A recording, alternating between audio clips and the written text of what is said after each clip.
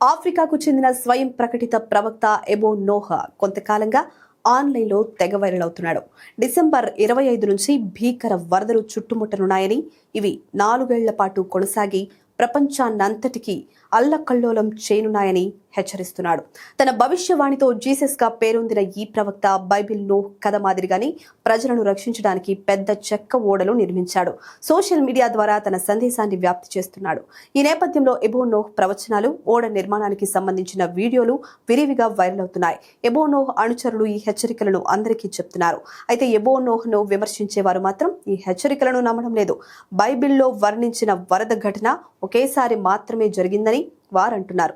Above Noah ఎప్పటి నుంచో ఇలానే చెప్తూ వస్తున్నారని విమర్శిస్తున్నారు. కాగా ఘనా మత పెద్ద బిషప్ అబేద్ క్వాబెనా బోకియే అసియామా తదితరులు ఈ హెచ్చరికకు మద్దతు పలుకుతూ వరద రాబోతోందనే భయంతో ఉన్న ప్రజలను జాగ్రత్తగా ఉండాలని హెచ్చరించారు. కాగా ఎబో నోహ్ హెచ్చరికలకు శాస్త్రీయంగా ఎటువంటి ఆధారాలు లేవని నిపుణులు చెప్తున్నారు.